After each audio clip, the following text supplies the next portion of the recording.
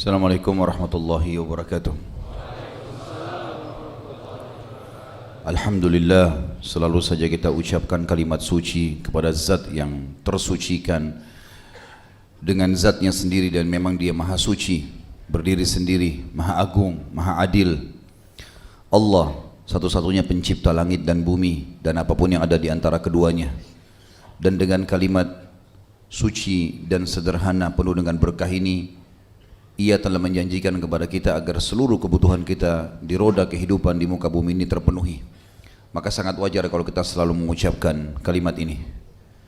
Selanjutnya kita panjatkan salam hormat kita penuh dengan rasa rindu, gembira, penghormatan, rasa cinta kepada manusia yang telah diperintahkan oleh Sang Pencipta untuk dicintai, diikuti, ditunduki hukumnya, dan dijadikan sebagai suri tauladan.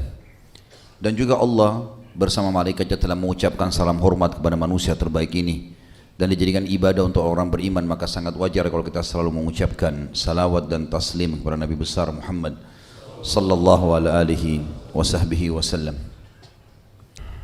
Kita akan bahas hari ini serial sahabat dan selalu saja serial manusia-manusia terbaik ini tidak akan mendatangkan kecuali kebaikan, kemuliaan jiwa, dan munculnya keimanan yang dalam hati kita. Manusia-manusia telah dipilih oleh Sang Pencipta Allah mendampingi utusannya yang terbaik, Rasulullah sallallahu alaihi wasallam. Beruntung dan berbahagialah mereka karena memang telah melihat Nabi sallallahu alaihi wasallam, belajar langsung dari beliau dan mengikuti mereka. Maka kita akan minimal sama dengan mereka, dan ini target utamanya. Tidak ada kesuksesan teman-teman sekalian kecuali melalui para salafus saleh dari sahabat dan tabi'in, orang-orang yang telah generasi yang sangat dekat dengan Nabi SAW, dekat dengan wahyu. Dan pada hari ini kita akan bahas serial sahabat kita, seorang yang menggambarkan tentang mulianya Islam, sempurnanya Islam, dan bagaimana Islam datang memang membawa maslahat dan tidak ingin mudarat.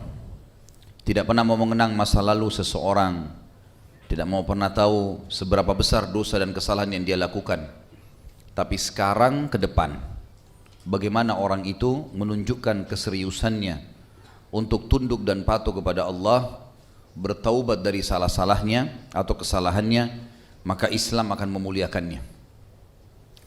Seseorang yang kita bahas hari ini adalah Ikrimah bin Abi Jahal. Dan kita tahu Abu Jahal, Fir'aunnya umat ini. Bagaimana Nabi SAW memberikan julukan satu-satunya dari orang Quraisy atau orang-orang yang ada Jazirah Arab yang telah membenci Islam, julukan Fir'aun padanya. Dan kita tahu Fir'aun dikekalkan dalam Al-Quran karena buruknya sifat dan akhlaknya. Sudah luar biasa tanda-tanda kebesaran Allah datang kepadanya melalui Musa alaihissalam, tetap dia tolak, tidak mau beriman. Melihat tongkat berubah jadi ular, melihat tangan yang bercahaya, melihat sungai atau laut merah terbelah, melihat musim peceklik yang akhirnya dihilangkan dengan doa Musa alaihissalam, dan segala macam mukjizat telah datang ditolak sama dia. Sampai dia mengaku sebagai Tuhan. Bayangkan keburukan Fir'aun yang begitu luar biasa ini, Nabi SAW samakan dengan perbuatannya Abu Jahal. Padahal Abu Jahal teman-teman sekalian tidak pernah meminta atau tidak pernah menyatakan dirinya sebagai Tuhan. Dia tetap mengatakan bahwasanya Allah itu ada, dan dia tahu Rasulullah SAW utusan Allah. Tapi dia membangkang seperti membangkangnya yang lainnya, kayak Abu Lahab dan lain-lain sekalian. Tapi apa sebabnya? Kenapa dia dapat julukan Fir'aun? Padahal dia tidak mengaku sebagai Tuhan. Ternyata ada pernyataan Abu Sufyan yang menggambarkan kepada kita tentang masalah itu. Abu Sufyan pernah bertanya kepada Abu Jahal, Amr bin Hisham namanya, wahai Abu Hakam, di Mekah diberikan julukan Abu Hakam, orang yang bijaksana. Kenapa? Bagaimana pendapatmu tentang apa yang dibawa oleh Muhammad? Dia bilang, demi Allah saya tahu itu kebenaran. Lalu kenapa engkau tidak beriman? Engkau adalah raja kami. Abu Sufyan sendiri, salah satu pemimpin Mekah pada saat itu, mengakui Abu Jahal sebagai raja Mekah. Dan hampir banyak tokoh-tokoh kepala-kepala suku Mekah mengakui itu. Seperti Umayyah bin Khalaf juga mengatakan dia adalah pemimpin lembah ini, maksudnya Mekah. Jadi banyak istilah yang keluar dari mulut para pemimpin Mekah mengatakan Abu Jahal adalah raja mereka. Padahal sebenarnya tidak ada penobatan raja. Kenapa engkau tidak beriman? Bukankah kau raja kami, pemimpin kami? Kalau kau beriman maka semua akan beriman. Semua akan beriman. Perhatikan kalimat ini. Artinya besarnya pengaruh Abu Jahal sampai kalau dia syahadat, maka yang lain semua syahadat. Kalau selain Abu Jahal, pimpinan Mekah masuk Islam, banyak kita tahu. Abu Bakar juga pimpinan Mekah. Umar juga termasuk orang dikenal tokoh di Mekah. Hamzah siapa yang tidak kenal? Tapi beda dengan Abu Jahal. Dia kalau masuk Islam, semuanya masuk Islam, satu Mekah. Maka dia mengatakan, dari dulu sukuku dan sukunya Muhammad bersaing. Mereka sekali mengurus jemaah haji, siapkan makan dan minum, kami juga melakukannya. Mereka menyiapkan pasukan membela Mekah, kami juga melakukannya. Sehari buat suku Muhammad, sehari buat sukuku. Dan sekarang dari suku Muhammad keluar Nabi. Di sukuku tidak ada Nabi. Kalau aku beriman berarti sukuku akan kalah.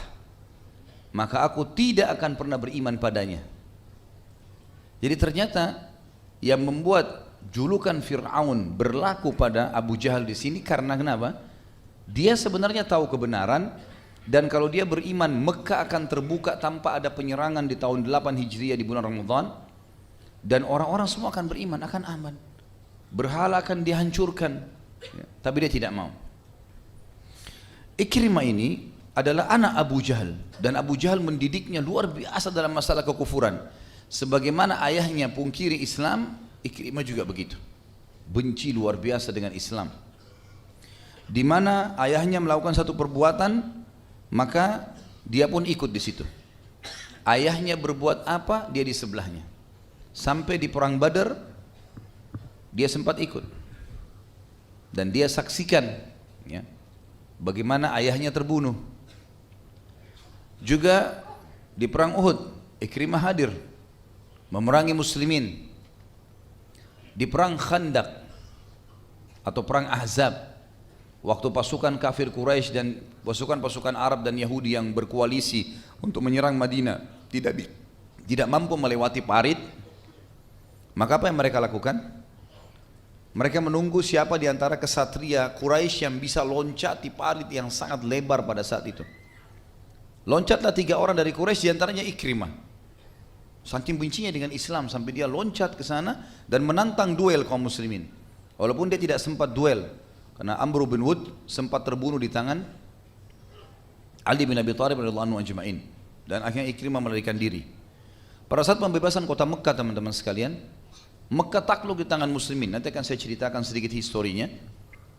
Tapi Ikrimah enggak mau beriman, keluar dari Mekah, bentuk pasukan berusaha menghadang muslimin. Jadi kebencian demi kebencian yang tertanamkan dalam jiwa dia, yang ditanamkan oleh ayahnya Abu Jahal. Cukuplah dia teman-teman sekalian, cukuplah dia sebenarnya anaknya Abu Jahal. Plus lagi dia mengikuti orang-orang atau mengikuti langkah-langkah ayahnya untuk memerangi Islam. Dan saking Nabi SAW tidak ridhonya sama Abu Jahal, sampai-sampai waktu Ali bin Abi Thalib akan menikah atau ditawarkan untuk poligami menikah dengan anaknya Abu Jahal, sementara Nabi SAW masih hidup, Fatimah juga masih ada. Poligami dalam Islam halal. Nabi SAW menolak, melarang Ali bin Abi Thalib berpoligami pada saat itu. Bukan larang poligaminya tapi dengan anaknya Abu Jahal. Itu dijelaskan waktu Nabi SAW naik di atas mimbar lalu mengatakan, saya tidak melarang hukum Allah Islam poligami. Boleh, tapi tidak akan pernah bersatu antara anaknya musuh Nabi, musuh Allah dengan anaknya Nabi Allah. Pada saat itu, karena luar biasanya Abu Jahal ini pengaruhnya dalam merusak Islam gitu. Nabi SAW atau Ikrimah teman-teman sekalian, selain dia anaknya Abu Jahal dan mengikuti semua program-program Abu Jahal yang mendapatkan gelar Fir'aun umat ini, dia juga termasuk orang yang memusuhi Nabi SAW 20 tahun. Dia juga termasuk orang yang menyiksa muslimin di Mekah bersama dengan ayahnya. Dia hadir di Badr, kemudian Uhud, Khandaq, dan pembebasan kota Mekah. Semua ini dihadiri untuk memerangi muslimin.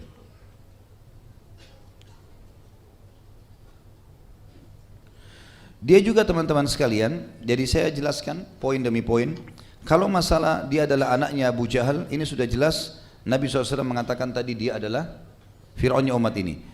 Kemudian hadirnya di Badr, dia sempat melihat bagaimana ayahnya dibunuh oleh Abdullah bin Mas'ud, dan Ikrimah pada saat itu sempat dendam dan marah sekali dengan muslimin, sehingga dia termasuk bersama Abu Sufyan yang memotivasi pasukan Quraisy untuk keluar lagi di Uhud. Untuk keluar di Uhud lagi. Kemudian dia juga sempat membawa istrinya Ummu Hakim dalam peperangan yang terkenal dengan kecantikannya bersama dengan Hindun binti Utbah untuk memotivasi pasukan. Dan pada saat itu dia bersama dengan, waktu di perang Uhud ya, dia bersama dengan Khalid bin Walid dalam pasukan 200 penunggang kuda yang menyerang sisa 7 orang pemanah Nabi SAW di atas bukit pemanah, dan dialah yang menyerang pasukan muslimin yang 650 orang di kancah peperangan di Badr dari belakang. Dan dia pula yang mendirikan kembali bendera Quraisy, sehingga 2000 orang yang sudah lari dari kancah peperangan kembali menyerang dari depan. Ini perilaku-perilaku sebelum Islam semua ya. Kemudian dia juga yang melompati tadi Khandaq bersama Amr bin Wud, juga bersama dengan Dirar bin Khattab. Namun Amr bin Wud dikalahkan oleh Ali bin Abi Thalib. Ini sudah kita sebutkan dalam serial sahabat mulia Ali bin Abi Thalib radhiyallahu anhu majma'in. Kemudian Dirar ibn Khattab sempat dibelah tubuhnya oleh Zubair bin Awam, dan sisa Ikrimah yang sempat melarikan diri pada saat itu. Pada saat pembebasan kota Mekah teman-teman sekalian, Nabi SAW waktu terjadi kesepakatan Hudaybiyah membuka kesempatan kepada suku-suku Arab, siapa yang mau berkoalisi pada muslimin, siapa yang mau berkoalisi pada orang-orang Quraisy. Bergabunglah pada saat itu suku Bakr bersama Quraisy, dan bergabung bersama Nabi SAW suku Khuza'ah. Rupanya suku Khuza'ah sama suku Bakr ini sudah lama berperang. Karena adanya kesepakatan Hudaybiyah, 10 tahun mereka aman tidak ada peperangan. Rupanya pada saat salah satu dari suku Bakr lagi jalan, dari suku Khuza'ah lagi jalan, kemudian tawaf di Ka'bah tanpa bawa senjata, pemimpin suku Bakr bilang kepada Quraisy, kami selama ini selalu kalah, belum pernah kami kalah suku Khuza'ah dalam peperangan, dan ini kesempatan emas. Saya ingin khianati kesepakatan, saya ingin membunuhnya. Maka orang-orang Quraisy bingung pada saat itu, karena kesepakatan tidak boleh perang 10 tahun. Mereka mau berkhianat nih. Maka kata sebagian Quraisy, diantaranya Ikrimah pada saat itu mengatakan, baik, lakukan saja, kami akan dukung kamu, walaupun kami harus mengkhianati kesepakatan. Yang lain banyak yang nolak, tapi diantaranya yang setuju Ikrimah. Maka orang ini pun berdiri kemudian datang membunuh suku Bakr tadi. Tidak cukup di situ, dia ngajak suku Khuza'ah tadi. Kemudian kepala suku Bakr mengajak lagi pasukannya untuk menyerang suku Khuza'ah yang berkemah di luar wilayah haram, yang rencananya besok akan masuk untuk melakukan ibadah umroh. Bergabung antara muslimin sama orang kafir pada saat itu. Maka ini pun menyerang lagi, keluar, sampai akhirnya terbunuh 23 orang. Dan termasuk yang ikut membantai pada saat itu diantaranya adalah Ikrimah bin Abi Jahal. Di dalam masjid haram, di wilayah haram, membunuh, mengkhianati kesepakatan dan membunuh di wilayah haram. Ini dua masalah besar nih. Maka pada saat itu pun mereka bingung bagaimana harus mengambil langkah apa yang harus diambil. Maka Nabi SAW pada saat itu mendapatkan informasi dari wahyu datangi, dan juga dari sebagian orang-orang suku Khuza'ah yang datang ke Madinah melaporkan kepada Nabi SAW. Ringkas cerita dilaporkan dan Nabi SAW sudah tahu. Lalu orang-orang Quraisy bermusyawarah bagaimana caranya sekarang, apa jalan keluarnya. Rupanya teman-teman sekalian, pada saat itu orang-orang Quraisy sudah musyawarah, mereka bilang tidak ada jalan lain. Abu Sufyan bilang, kecuali kita ke Madinah perbaharui akad lagi dengan Muhammad supaya aman. Jadi seakan-akan tidak ada apa-apa. Kata mereka, baiklah Abu Sufyan kamu yang ke sana. Abu Sufyan kembali ke Madinah, kemudian bertemu dengan Nabi SAW. Ada cerita panjang di situ tentunya. Dia datang ke rumah anaknya Zainab, kemudian Zainab menolaknya pada saat mau duduk di atas tikar Nabi SAW. Kemudian juga dia datang ke masjid, dia datangi Abu Bakar, dia datangi Umar, dia datangi Uthman, minta supaya mereka membantu untuk diperbaharui akad. Sampai Abu Sufyan waktu itu sempat datang kepada Fatimah dan berkata, hai Fatimah, bantulah manusia, bawa anakmu ini Hasan dan Husain supaya bisa menjadi penyelamat bagi manusia. Karena dia tahu ini berbahaya, muslimin akan menyerang Mekah gitu. Ternyata tidak ada jalan lain. Lalu kemudian dia datang ke masjid lalu mengatakan, hai Muhammad, saya datang jauh-jauh untuk memperbaharui akad. Padahal Nabi SAW sudah tahu ada pengkhianatan. Kata Nabi, kenapa? Kalian buat sesuatu, buat masalah. Abu Sufyan bohong, dia bilang enggak, kita enggak buat apa-apa kok, enggak ada masalah gitu kan. Padahal sudah pengkhianatan, sudah pembunuhan di Mekah. Lalu kata Nabi SAW, kami yang di atas akad, kalian pungkiri, hianati kami perang. Kalau enggak ya sudah, tetap aja, enggak ada pembaharuan, tunggu 10 tahun gitu kan. Ternyata Abu Sufyan pun akhirnya pulang ke Mekah, dan pada saat itu Nabi SAW menyiapkan pasukan untuk menyerang Mekah. Dan saking rahasianya peperangan tersebut, sampai baginda Nabi SAW tidak menyampaikan kecuali kepada para istrinya saja. Yang lain sahabat tidak tahu mau kemana arah pasukan. Jihad, perang, baik, semua muslimin kumpul pada saat itu mengejar fadilahnya. Tapi tidak ada yang tahu untuk apa jihadnya, mau kemana, mau serang siapa. Abu Bakar pun tidak tahu. Sampai dalam riwayat Bukhari dikatakan Abu Bakar datang radhiyallahu anhu kepada Aisyah, anaknya sendiri, istri Nabi SAW, wahai Aisyah, apakah Rasulullah mau berperang? Aisyah diam, nggak dijawab, ayahnya sendiri. Karena Nabi SAW wasiatkan jangan sampaikan siapapun. Dan ini menandakan luar biasanya para ummahatil mukminin pada saat itu menjaga rahasia suami mereka. Lalu Abu Bakar mengatakan, apakah dia mau menyerang Romawi? Aisyah diam. Apakah dia mau menyerang Persia? Ya, Aisyah diam. Apakah dia mau menyerang Hawazim? Diam. Apakah dia mau menyerang Mekah? Tetap diam, nggak dijawab. Padahal ini ayahnya sendiri, nggak dijawab sama Aisyah. Sampai Nabi SAW masuk. Lalu Abu Bakar langsung mengatakan, ya Rasulullah, apakah anda mau berperang? Kata Nabi SAW, iya. Apakah anda mau Romawi? Enggak. Mau Persia? Enggak. Mau Hawazim, suku yang akan diserang nanti dalam perang Hunain setelah pembebasan kota Mekah, karena waktu itu suku Hawazim lagi mempersiapkan 10.000 personel untuk menyerang Madinah. Kata Nabi SAW, tidak. Apakah anda mau Quraisy? Kata Nabi SAW, iya. Ya Rasulullah, kita dalam akad 10 tahun gak boleh perang. Kata Nabi SAW, mereka yang khianati. Siap-siap Abu Bakar dan jangan ceritakan ke orang lain. Jalan pasukan, nggak ada yang tahu nih. Abu Bakar pun menyimpan rahasia itu.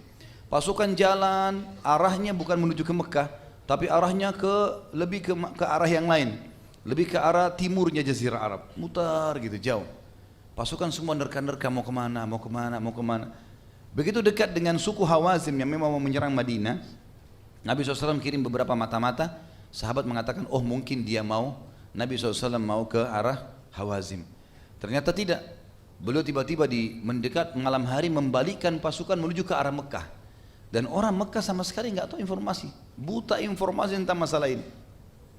Pada saat itu Mekah dalam kondisi tenang. Orang-orang tokoh-tokohnya mengatakan, ini ada apa, berita apa sekarang? Abu Sufyan sudah tiba, tidak ada pembaruan akad.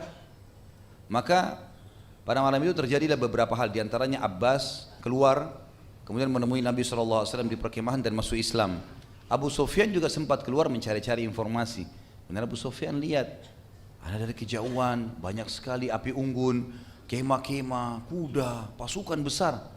Maka dia mengatakan, siapakah kira-kira ini? Gitu. Dia terus mendekat sampai akhirnya dia mengetahui kalau itu muslimin. Dan dia kaget karena pasukan sangat besar pada saat itu. Ringkas cerita teman-teman sekalian, Abbas lalu mengatakan, hai Abu Sufyan, ini Rasulullah, saya sudah masuk Islam, pasukannya 10.000 orang dari Madinah, di depan pintu gerbangnya Mekah, kamu belum ada persiapan, menyerah masuk Islam, ini kebenaran, kalau enggak percuma, Mekah akan habis nih. Kata Abu Sufyan, bagaimana caranya? Kalau saya masuk sekarang ke situ mau mengucapkan syahadat, mungkin saya dibunuh oleh pasukan muslimin. Kata Abbas, saya tolong kamu. Abbas kebetulan lagi naik untanya Nabi. Naiklah di punggungnya unta ini, saya akan bawa. Ini unta Rasulullah, tidak mungkin ada yang ganggu kamu. Dan saya bersamamu, saya pamannya. Orang-orang muslimin di pasukan sudah tahu kalau Abbas masuk Islam. Waktu lagi jalan menuju ke kemah Nabi, yang jaga malam Umar bin Khattab. Umar begitu lihat dari jauh ragu-ragu. Untanya Nabi benar, Abbas benar, tapi di belakangnya siapa ini? Begitu Umar lihat Abu Sufyan, teriak Umar. Abu Sufyan, kepalanya orang kafir. Enggak bakal bisa hidup kamu. Umar bin Khattab orangnya tinggi besar. Kuda yang dinaiki oleh Umar agak kecil waktu itu. Maka kudanya Umar lambat larinya, untanya Nabi juga karena Abbas sama Abu Sufyan dua-duanya gemuk. Berat juga unta itu. Maka dua-duanya berlomba menuju ke kemah Nabi, siapa lebih dulu sampai. Umar sudah hanusin pedang, ini kepalanya Abu Sufyan harus melayang ini. Pas tiba di kemah, subhanallah, untanya Nabi lebih dulu sampai, beberapa langkah. Masuk kemah, begitu masuk kemah Umar juga masuk. Abbas bilang, ya Rasulullah, Abu Sufyan datang mau masuk Islam. Umar mengatakan, ya Rasulullah, kepala kekufuran. Datang menyerahkan dirinya sendiri. Tunggu apa lagi ya Rasulullah? Perintahkan, saya tebas nih. Kata Nabi SAW, biarkan hai Umar. Bagaimana ceritanya? Maka Abu Sufyan bilang, ya kami datang untuk menyerahkan Mekah, entah saya tidak tahu kenapa seperti ini. Tapi rupanya Abu Sufyan masih ragu pada saat itu, ini benar gak jumlahnya muslimin, betul gak kuat gitu lah. Tapi dia ketakutan, dia mau keluar saja dari kemah gitu kan. Maka dia bilang, baiklah saya akan syahadat Abu Sufyan. Tapi waktu itu dikatakan masih dalam kondisi hanya karena ketakutan, belum tahu. Nabi SAW tahu itu. Nabi bilang sama Abbas, tahan Abu Sufyan malam ini nginap di kemahmu. Biarkan dia pergi besok pagi masuk ke Mekah. Baiklah. Besok pagi habis sholat subuh, Nabi SAW suruh pasukan 10.000 itu dibagi 500 orang mengelilingi bukit.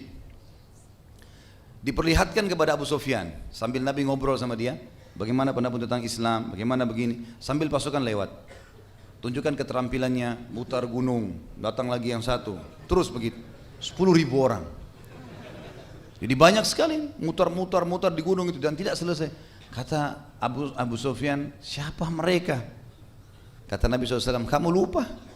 Itu kebanyakan mereka dari muhajirin. Jadi rupanya dari 500 ini ada terakhir 1.000 orang itu khusus dari pasukan muhajirin.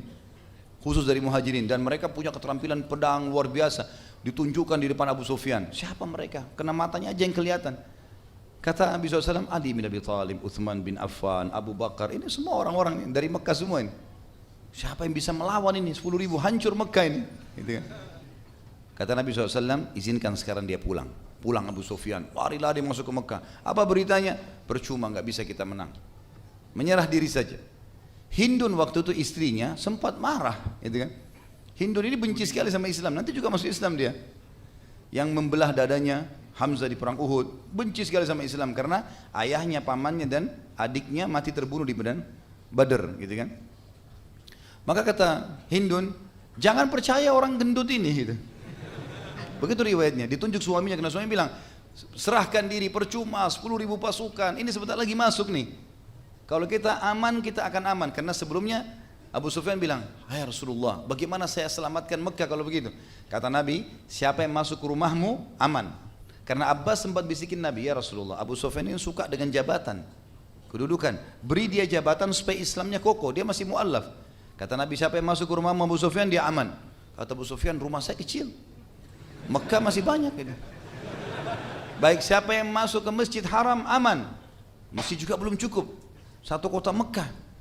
Kata Nabi SAW, siapa yang menutup pintu rumahnya, nggak ada di jalan raya Mekah pada saat pasukanku masuk, aman. Kata Abu Sufyan, ini yang luas. Dia pulang lalu dia tadi motivasi orang Mekah, menyerahlah demi Allah, begini, saya lihat begitu, diceritain semua. Hindun datang, jangan percaya orang gendut ini. Bahkan Hindun sempat mengatakan, bunuh saja dia. Karena Hindun tidak terima itu, kan? Maka dia bilang, jangan percaya perempuan ini, saya lebih kenal dia, gitu. Ini istri saya. Kalau kalian percaya saya sebagai pemimpin, percayalah ini yang terjadi. Kalau kalian nolak, sebentar lagi habis semua ini. Siapa yang masuk ke rumahku akan aman. Orang-orang Mekah bilang, kecil rumahmu Abu Sufyan. Siapa yang masuk Masjid Haram, aman. Masjid juga masih kecil. Siapa yang tutup pintu rumahnya, aman. Maka semua orang masuk ke dalam rumahnya. Tertinggal beberapa orang saja pada saat itu yang tidak masuk dalam rumah, seperti diantaranya ayahnya Abu Bakar. Ya. Abu Bakar namanya Abdullah bin Abi Quhafa. Abi Quhafa ini adalah ayahnya Abu Bakar yang sudah sangat tua, rambutnya semua putih, alisnya putih semua, sampai dia harus dipandu baru bisa jalan. Dan ini ulama masukkan dalam fadilah Abu Bakar karena Abu Bakar memiliki satu-satunya sahabat yang 4 generasi semuanya masuk Islam. Ayahnya, Abu Bakarnya, anaknya Abu Bakar, cucunya Abu Bakar. Semuanya masuk dalam kategori sahabat, masuk Islam gitu kan. Yang jelas Abi Quhafa sempat ditangkap di pinggir jalan, lalu kemudian digendong oleh Abu Bakar, dibawa ke Nabi SAW, lalu Nabi SAW mengatakan, kenapa orang tua kamu biarkan ya datang kepada kami, biar kami yang datang. Abu Bakar mengatakan, ya Rasulullah, dia lebih layak datang kepada anda. Lalu Abi Quhafa masuk Islam, dan di situ keluarlah hadis Nabi SAW mengatakan, karena rambutnya putih semua, warnahilah, bawa dia kepada istrinya, suruh warnahi rambutnya selain warna putih, diwarnai warna hitam, warna merah selain hitam ya, hitam nggak boleh. Maka keluar hadis tentang masalah pewarnaan rambut pada saat itu. Yang jelas Nabi SAW waktu masuk ke Mekah tidak ada perlawanan, beliau memberikan instruksi. Ada 10 orang, 10 orang. Dimanapun kalian dapat dia, bunuh. Walaupun mereka bergantung pada kiswahnya Ka'bah. 10 orang ini nggak bisa lolos, harus ditangkap, bunuh. Gitu kan? Begitu instruksi Nabi SAW. Dan 10 orang ini teman-teman sekalian, yang pertama namanya disebut Ikrimah bin Abi Jahal. Ini tokoh yang sedang kita bahas nih. Nama yang paling pertama Nabi SAW sebut Ikrimah, karena dia sangat benci Islam. Dan ternyata pada saat itu satu-satunya yang menyusun pasukan. Dan Ikrimah pada saat itu subhanallah memang dia mengajak beberapa temannya yang masih sebaya dengan dia, diantaranya Safwan bin Umayyah bin Khalaf. Masih ingat Umayyah bin Khalaf juga yang terbunuh di perang Badar, tokoh Quraisy, temannya Abu Jahal. Kemudian dia mengajak Hisham, ya, Harith bin Hisham. Beberapa tokoh-tokoh Quraisy yang memang jahat-jahat ini dikumpulin sama Ikrimah, keluar dari kota dari perbatasan Mekah, lalu kemudian membentuk pasukan untuk menyerang kembali, gitu kan. Tapi Nabi SAW sudah mengatur strategi di semua sisi ke Mekah itu dibagi 10.000 orang itu dibagi menjadi beberapa pasukan. Yang kebetulan pintu keluar Mekah dari belakang itu dijaga oleh Khalid bin Walid dengan pasukannya. Ikrimah di sebelah situ. Jumlahnya ratusan orang pada saat itu Ikrimah, tapi jumlah Khalid bin Walid besar. Jumlah Khalid bin Walid di atas 2.000 orang pasukannya, dan Khalid bin Walid yang memimpin, gitu kan. Maka pada saat ketemu dengan Ikrimah, kata Khalid, hai Ikrimah, ini Rasulullah, depan matamu jelas-jelas masuk Islam. Aku pun seperti kamu dulu kufur, tapi tahu ini kebenaran, berislamlah, kamu akan aman. Dan sekarang perlu kamu tahu, salah satu dari 10 orang yang diancam dibunuh adalah kamu. Berimanlah, berikan jalan. Kata Ikrimah, tidak, demi Allah, saya tidak akan menyerah sampai saya mati, gitu kan. Tetap bersikukuh, gitu kan. Lalu kata Khalid bin Walid, baiklah kalau gitu, menyingkirlah, karena Rasulullah larang kami memerangi siapapun kecuali yang ada di jalan-jalan Mekah yang ketangkap diserahkan ke Nabi. Dan ada 10 orang yang kami disuruh bunuh, termasuk kamu. Tapi kami disuruh bunuh kamu di dalam Mekah. Kalau kamu di luar Mekah sekarang ini, kami nggak bisa. Minggirlah, kasih jalan. Dia bilang tidak. Kalau kalian mau masuk Mekah, pedang dulu. Khalid bin Walid tidak dapat jalan lain kecuali berperang. Akhirnya diseranglah pasukan Ikrimah dan terbunuh kurang lebih 23 orang, dan Ikrimah sempat melarikan diri pada saat itu ke arah kota Jeddah, gitu kan. Yang jelas dia sempat melarikan diri. Nanti kita kembali ke kisahnya. Orang yang kedua yang disuruh bunuh oleh Nabi SAW adalah Abdullah bin Khattal. Ini pernah murtad, ya, masuk Islam lalu murtad. Kemudian orang ini sempat terbunuh depan Ka'bah, dibunuh oleh Zubair bin Awam. Kemudian ada Wahsy bin Harb yang membunuh Hamzah. Ini juga disuruh bunuh oleh Nabi SAW walaupun bergantung di kiswah Ka'bah.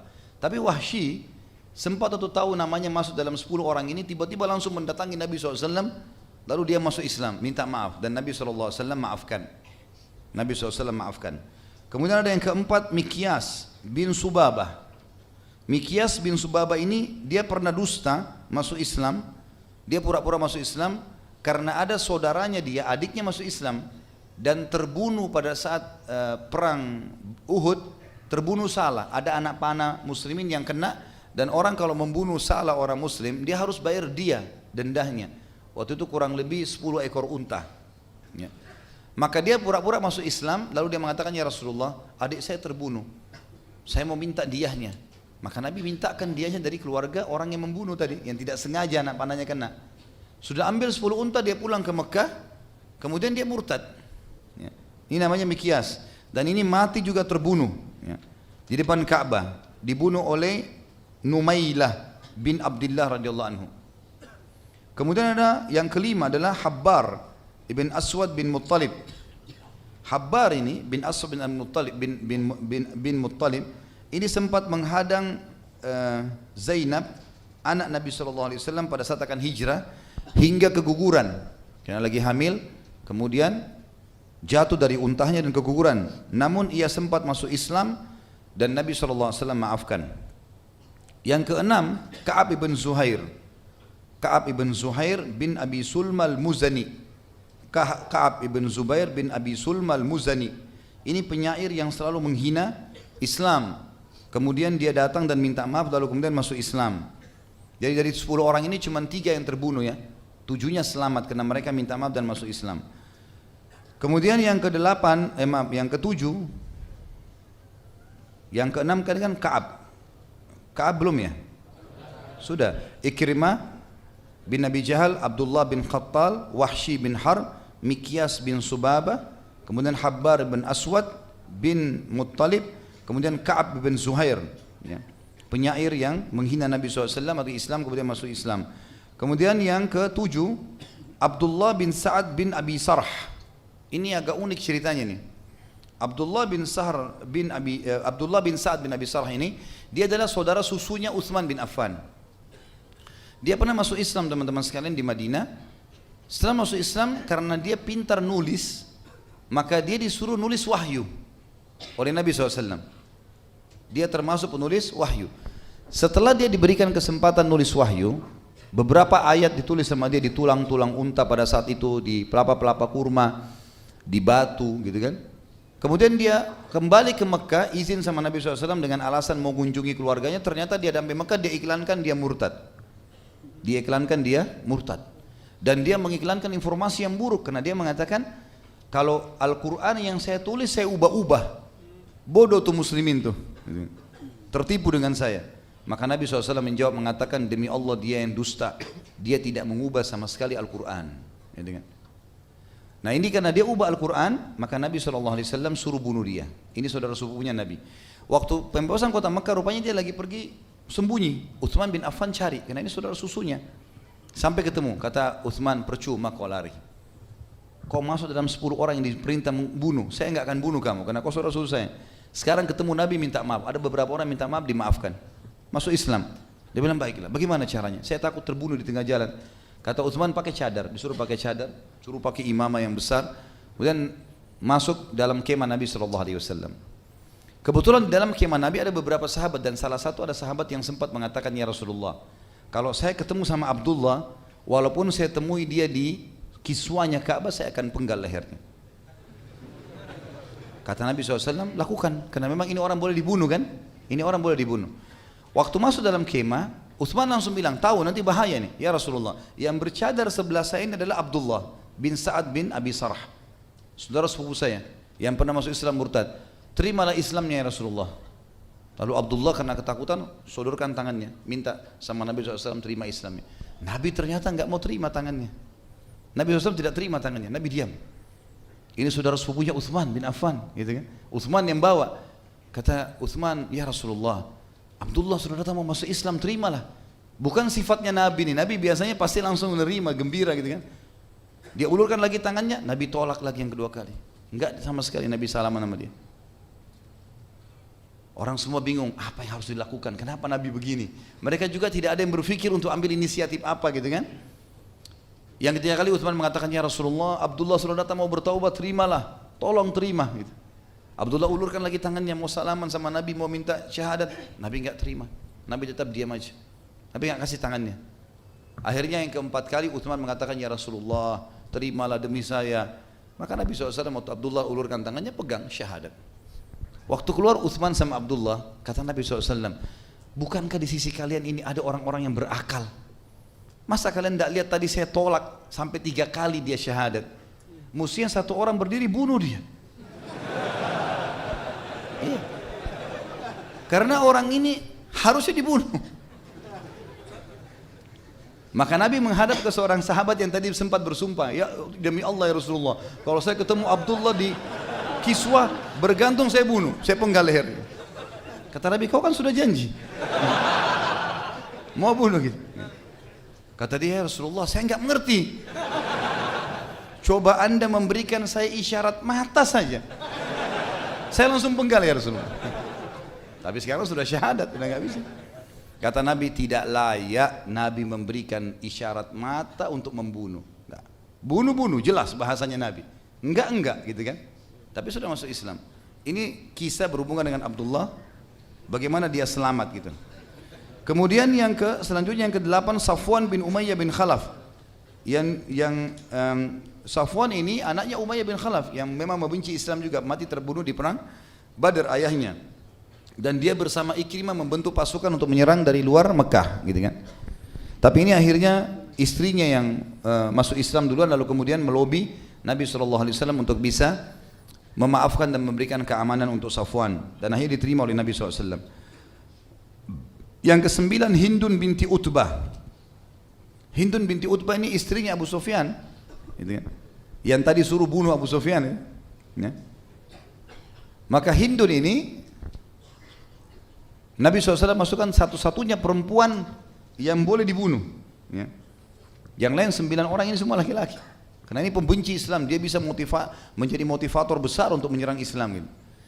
Waktu Nabi SAW kumpulkan orang-orang Quraisy setelah pembebasan kota Mekah, Nabi SAW sempat waktu sholat suruh Bilal azan di atas Ka'bah, kemudian sholat, kemudian kumpulin Quraisy di bawah gunung Safa, lalu Nabi khutbah pada mereka, salat tahmid dan salawat segala macam. Lalu Nabi SAW mengatakan, hari ini tidak lagi penyembahan kesyirikan di Mekah, hari ini tidak ada riba, dan semua tradisi jahiliyah di bawah kaki saya, kata Nabi SAW. Tidak ada lagi, habis semua, berhala-berhala ini akan dihancurkan segala macam gitu. Lalu Nabi SAW ringkas cerita tentunya mengatakan kecuali, kena riwayat ini panjang, kecuali pengurusan jemaah haji dan pengurusan Ka'bah, Masjid Haram, itu tetap berlaku dalam Islam. Kemudian Nabi SAW membaiat para wanita-wanita, kumpulin semua wanita Quraisy, karena harus berbaiat kepada saya. Setelah syahadat mereka baiat, tidak boleh zina, tidak boleh membunuh anak mereka ya. Kemudian mereka tidak boleh buat syirik dulu, tidak boleh berzina, tidak boleh membunuh anak mereka karena miskin. Rupanya waktu perempuan-perempuan ini berbondong-bondong masuk, Hindun menyelinap masuk di situ. Hindun kan disuruh bunuh, maka dia menyelinap, dan mereka pakai cadar, nggak ketahuan. Maka waktu Nabi SAW mengatakan, kalian harus membaiat, tidak boleh buat syirik.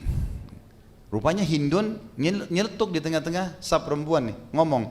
Dia mengatakan, ya Rasulullah, belum syahadat dia nih, ya Rasulullah gitu. Kalau seandainya Tuhan-Tuhan kami berguna buat kami, maka pastilah akan bisa menolong kami hari ini. Karena sebelum kejadian bayat ini, Nabi SAW keliling Ka'bah, tawaf, ada 370 sekian berhala, 360, itu Nabi pecahin semua. Dan Nabi SAW jalan dengan tongkat, belum Nabi sentuh, berhalanya jatuh, pecah semua, hancur, dan hancurnya jadi batu-batu kecil. Sampai Nabi tinggalkan Hubal, patung yang paling besar, diikat dengan rantai-rantai yang besar, patungnya besar. Nabi SAW biarkan terakhir itu. Orang-orang Quraisy lihat Tuhannya sudah hancur semua, terakhir Hubal. Nabi ambil tongkatnya lalu tusuk matanya sambil mengatakan, wa qul ja'al haqqu wa zahaqal batil innal batila kana zahuqa. Katakanlah hai Muhammad, bahwasanya kebenaran telah datang dan kebatilan akan luluh, hancur. Pasti akan hancur kebatilan itu. Lalu Nabi tusuk matanya, goyang patung Hubal kiri kanan, kemudian jatuh jadi pecah, gitu kan? Jadi hancur. Maka tidak ada lagi Tuhannya Quraisy, nggak ada lagi yang mereka bisa sembah mulai hari ini, karena harus buat patung baru. Kalau ini sudah nggak bisa. Maka Hindun rupanya nyaut, dan suaranya Nabi kenal di tengah-tengah perempuan. Ya Rasulullah, karena Nabi bilang baiatnya jangan sembah berhala, jangan syirik. Dia bilang, ya Rasulullah, kalau seandainya Tuhan-Tuhan kami bermanfaat, tentu saja akan bermanfaat buat kami hari ini. Kata Nabi SAW, Hindun, ada tengah-tengah perempuan, langsung dia bilang, asyhadu an la ilaha illallah wa anna Muhammad Rasulullah. Syahadat langsung, dia tahu syahadat menyelamatkan ini. Maka Nabi SAW memaafkan ya. Nabi SAW memaafkan, ini orang yang ke-9. Tapi dia masih mu'allaf, baru masuk Islam. Nabi bilang, yang kedua, tidak boleh berzina. Kata Hindun, ya Rasulullah, apakah ada wanita bebas berzina? Karena yang kumpul semua kebetulan bukan budak, istri-istri pemuka Quraisy. Tradisi mereka di Mekah, walaupun zina merajalela, tapi perempuan bebas mustahil zina, aib bagi mereka gitu. Nabi SAW cuma senyum saja, karena Hindun ini baru masuk Islam, sekarang nyeletuk lagi. Lalu kata Nabi SAW, yang ketiga, jangan bunuh anak kalian karena takut miskin. Kata Hindun, ya Rasulullah, kami telah besarkan anak kami dan kalian bunuh di Badr. Nabi SAW senyum saja. Tidak dibantah gitu. Akhirnya Hindun berkata, ya Rasulullah, keluarlah sebuah hadis. Ya Rasulullah, Abu Sufyan orang yang pelit. Dia suka perhitungan, bahkan kadang-kadang tidak mau tahu saya makan dari mana. Nabi baru tahu tentang keadaan rumah tangga Abu Sufyan. Dulu dipikir tokoh Mekah gitu kan, setelah masuk Islam. Boleh nggak saya ambil sebagian hartanya ya Rasulullah? Sebagian hartanya saya boleh ambil nggak? Untuk kebutuhan saya, kata Nabi SAW, ambil secukupnya dan jangan lebih. Kalau lebih kau zalim, kebutuhanmu saja. Kalau betul-betul dia tidak kasih. Yang ke-10 adalah Huwairith bin Nuqaiz. Huwairith bin Nuqaiz ini dia pernah mencelakakan untanya Abbas. Dan pada saat itu di atas unta ada Fatimah dan Ummu Kalthum, anak Nabi SAW. Dan ini juga yang terbunuh. Ini yang orang ketiga yang terbunuh. Dari tadi yang terbunuh Abdullah bin Khattal. Ini adalah tadi yang murtad kemudian dibunuh dekat Ka'bah oleh Zubair bin Awam. Ada Mikyas bin Subabah. Ini akhirnya dibunuh oleh Numailah bin Abdullah. Ini tadinya dia yang pura-pura mengambil dia saudaranya yang terbunuh. Kemudian yang ketiga Huwairith bin Nuqaiz, ini yang mencelakakan unta Abbas yang di atasnya ada dua anak Nabi SAW, Fatimah dan Ummu Kalthum. Dan dia dibunuh oleh Ali bin Abi Thalib radhiyallahu anhum ajma'in. Baik, kembali kepada Ikrimah. Ikrimah akhirnya teman-teman sekalian melarikan diri pada saat itu menuju ke negeri, ke Jeddah. Kemudian dia keluar dari Jeddah naik kapal, entah mau kemana, dia belum tahu arahnya gitu kan. Yang jelas dia mau melarikan diri. Ummu Hakim, istrinya Ikrimah, kita mulai sekarang pindah transisi dari masalahnya dia ya, sebelum masuk Islam. Dan sampai nanti kita akan bahas bagaimana setelah dia masuk Islam ya, setelah dia masuk Islam. Pada saat itu teman-teman sekalian, Ikrimah naik di atas kapal. Kemudian dia melihat satu kejadian. Di kapal pada saat itu tergoncang dengan sangat kuat dengan ombak yang besar. Dan kebetulan di atas kapal semua Abu Ikrimah kenal. Kalau ini penyembah berhala semua ini. Penyembah berhala semuanya. Tidak ada satupun orang yang muslimin yang sudah tahu masalah itu gitu. Maka yang terjadi teman-teman sekalian, Ikrimah melihat semuanya pada saat ombak menghantam dengan keras dan mau tenggelam kapal, semuanya mengatakan, ya Allah selamatkan kami. Enggak ada satupun yang manggil berhalanya gitu. Maka Ikrimah berkata, tentu yang akan menyelamatkan di lautan, dia akan selamatkan di daratan. Berarti yang Muhammad panggil benar nih gitu kan. Mulai sedikit tersentuh dengan keislaman pada saat itu. Ini awal tersentuhnya dengan masalah Islam. Ummu Hakim, istrinya, masuk Islam bersama dengan Hindun dan teman-teman yang lain dan ikut dalam baiat tadi wanita-wanita. Lalu Ummu Hakim mengatakan, ya Rasulullah, kalau anda mengizinkan Ikrimah untuk saya bawa masuk Islam, berikan dia keamanan, saya akan bawa ya Rasulullah. Apakah anda terima? Kata Nabi SAW, tentu saja. Kalau dia tak masuk Islam silahkan. Tapi bukankah dia orang yang lari dari Allah dan Rasulnya? Gitu kan. Kata Ummu Hakim, ya Rasulullah izinkan saya akan pergi.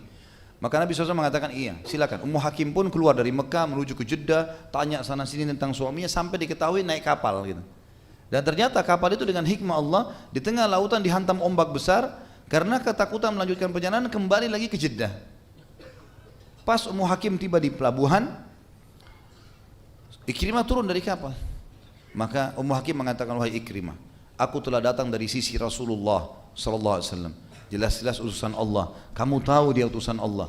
Cukuplah ayahmu telah berbuat kesalahan. Jangan sampai kamu mengulanginya dalam keadaan kufur. Dan aku sudah masuk Islam. Dia sangat penyayang, dia sangat baik, dia memaafkan banyak orang. Dia sudah memaafkan si fulan, si fulan, si fulan, si fulan. Di Mekah enggak ada korban. Semuanya aman nih. Kembalilah. Kata Ikrimah, apa kau dapat jaminan? Dia bilang iya. Maka akhirnya mereka berdua pulang. Dalam perjalanan menuju ke Mekah teman-teman sekalian, ternyata Ikrimah sebagai seorang suami, dia ingin mendekati Ummu Hakim istrinya, mau menggaulinya. Lalu Ummu Hakim mengucapkan kalimat yang akhirnya makin menyentuh Ikrimah untuk masuk Islam gitu. Dia mengatakan, wahai Ikrimah, bukankah kamu ya dalam keadaan kafir dan aku seorang muslimah? Dan aku telah mendengarkan dari Rasulullah SAW, seorang muslimah haram disentuh oleh seorang yang kafir karena engkau masih najis, engkau masih dalam keadaan najis.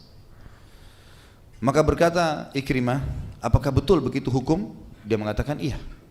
Dan saya tidak akan pernah mau disentuh sampai kau sudah masuk Islam. Dan masuk Islam pun syaratnya harus di hadapan Nabi SAW. Tidak boleh di saya. Depan saya nggak mau. Di sana. Maka Ikrimah mulai merenungi kejadian tersebut sampai akhirnya dia tiba di Mekah. Lalu waktu saat bertemu dengan Nabi SAW dia mengatakan kalimat, wahai Muhammad, terhadap apakah engkau memanggilku?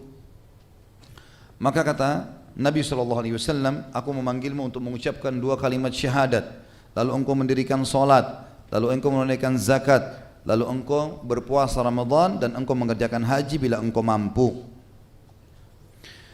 Maka pada saat itu Ikrimah mengatakan engkau tidak memanggil kecuali kebaikan. Kemudian Ikrimah pun mengucapkan 2 kalimat syahadat.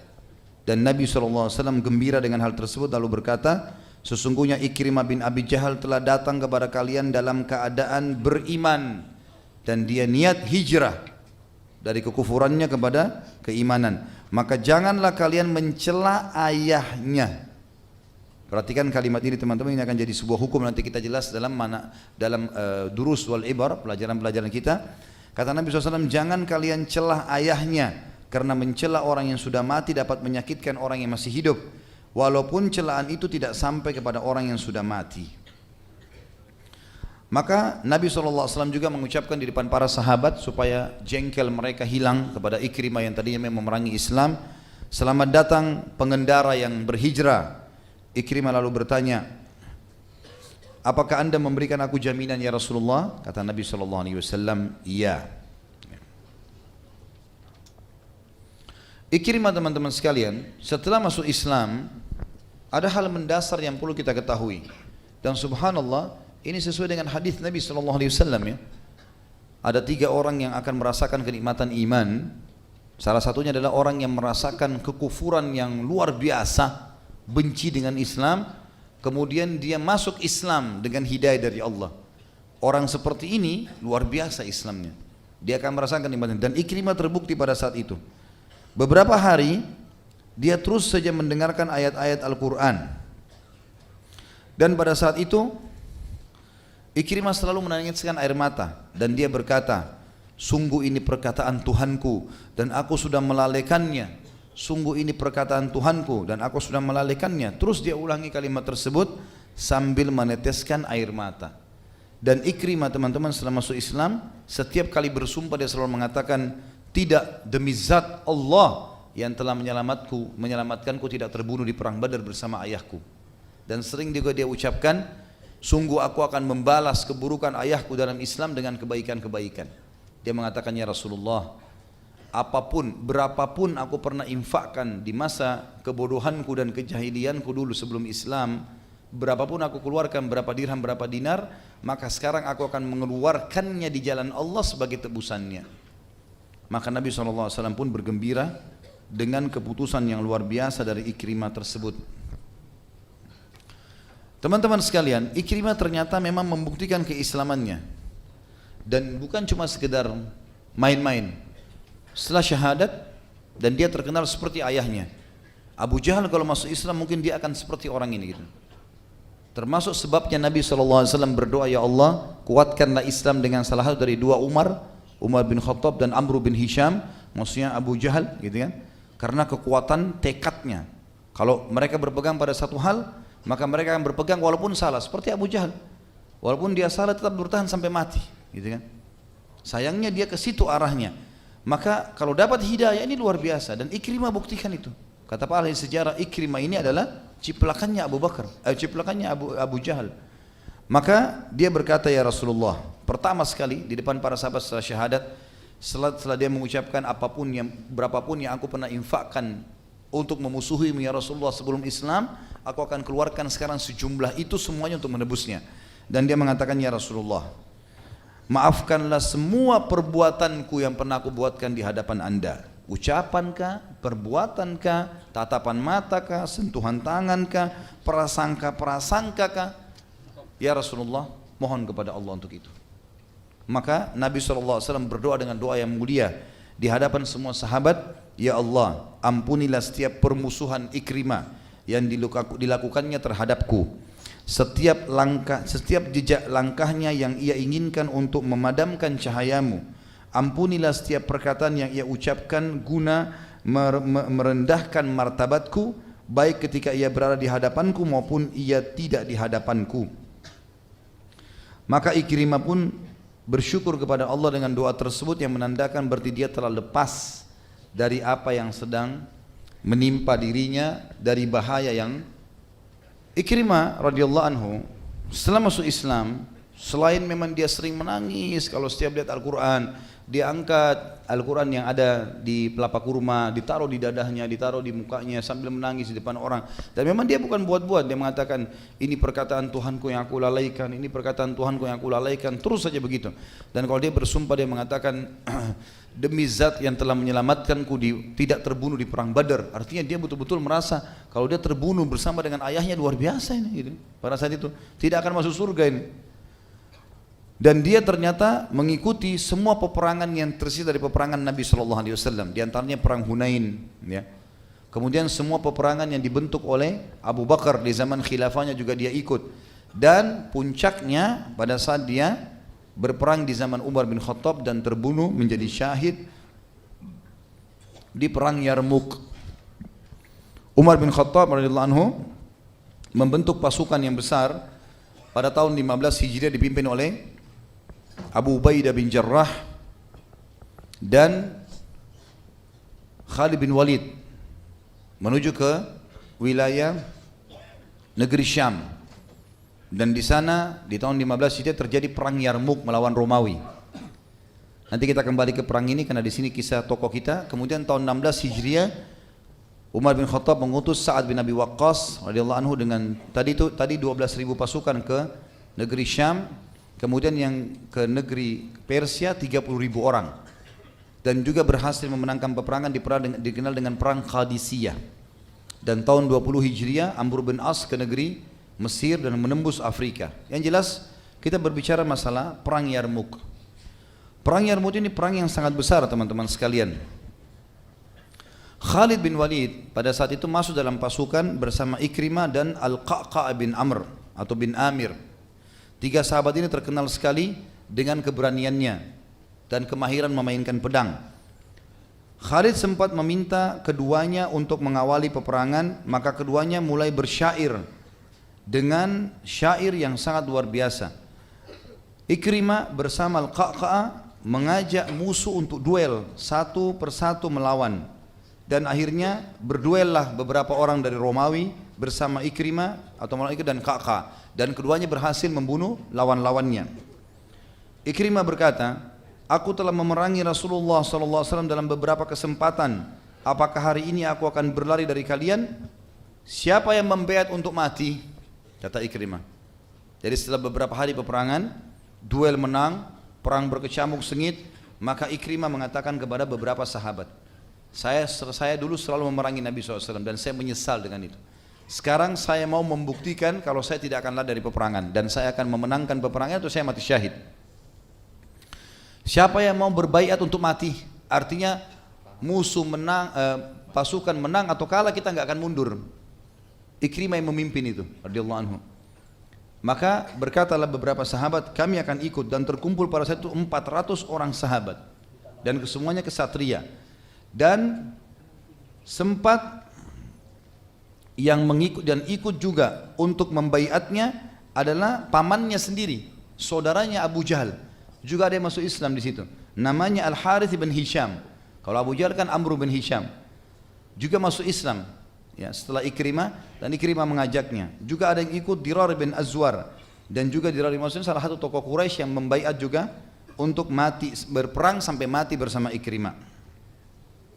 Mereka sempat berjuang dengan sangat gigih dan berperang di depan markas Khalid bin Walid sehingga luka-luka menghentikan pertempuran mereka. Ikrimah sempat dibawa kepada Khalid dengan tubuh penuh dengan luka. Khalid meletakkan kepalanya di pahanya. Kemudian Khalid bin Walid menyandarkan kepala ya, pamannya Amr ya, karena dua-duanya luka pada saat itu. Kemudian Khalid mengusap wajah mereka berdua dan meneteskan air ke tenggorokan keduanya. Pada saat itu pun akhirnya Ikrimah mati syahid. Tapi ada kisah di sini ya, yang berhubungan dengan masalah ini.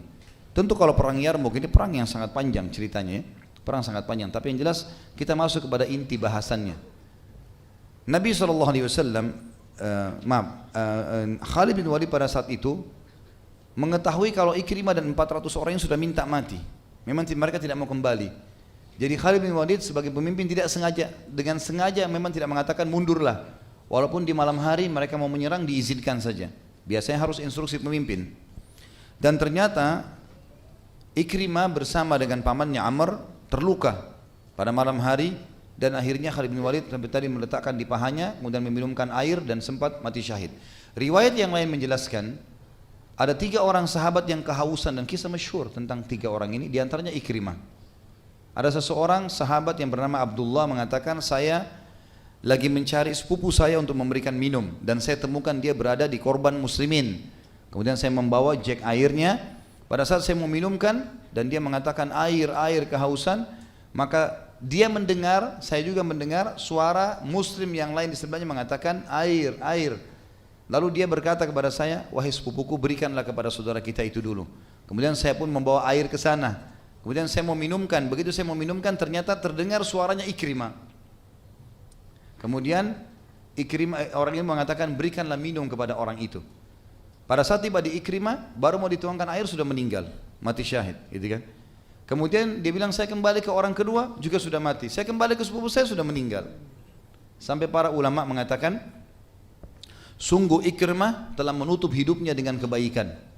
Dan pada saat dia terakhir sebelum mati syahid, dia menyerang musuh sambil mengatakan, aku akan membalas dan menutupi kesalahan ayahku dengan pertempuran ini. Terus saja dia mengucapkan itu untuk membuktikan memang kalau penyesalannya luar biasa. Jadi tadi memang pada saat kita sebutkan hal-hal yang buruk awalnya, ini bukan untuk mengenang keburukan beliau ya, tapi untuk menunjukkan bagaimana kemuliaan Islam sebagaimana saya ucapkan tadi di awal. Begitu juga Umar bin Khattab waktu kita ceritakan.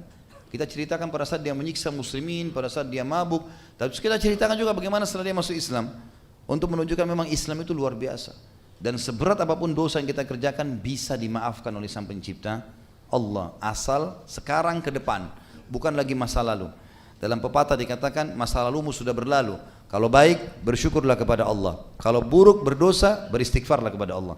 Hari ini milikmu, perbaikilah dan lakukan yang terbaik. Esok bukan milikmu, maka engkau hanya bisa berdoa dan berangan-angan. Jadi memang ini hal yang harus kita ketahui hari ini. Alhamdulillah ke depannya itu yang kita lihat dan bukan lagi masa lalu kita. Kemudian dikatakan, Ibnu Katsir sempat berkata dalam tafsir beliau tentang ada yang berkata bahwa Ikrimah tidak dikenal melakukan dosa setelah masuk Islam. Dan ini sebuah fadilah tersendiri. Artinya tazkiyah atau rekomendasi dari para ulama yang hidup pada saat itu, yang sesama dengan Ikrimah dari para sahabat dan tabi'in, mereka mengatakan tidak diketahui satupun dosa yang dikerjakan Ikrimah setelah masuk Islam. Satu pun tidak ada. Jadi semuanya kebaikan-kebaikan. Imam Syafi'i rahimahullah berkata, Ikrimah berjuang dengan sangat baik setelah masuk Islam. Abu Ishaq As-Subai'i juga berkata rahimahullah, di perang Yarmuk Ikrimah turun, maka dia berperang dengan sengitnya. Kemudian dia gugur sebagai syahid. Di tubuhnya terdapat sebanyak 70 lebih luka, berupa tusukan tombak, lemparan anak panah, dan tebasan pedang. Begitulah seorang muslim, dia mengejar apa yang tertinggal dan memulai lembaran hidup baru di mana seluruhnya adalah ketaatan demi menjunjung tinggi kalimat la ilaha illallah.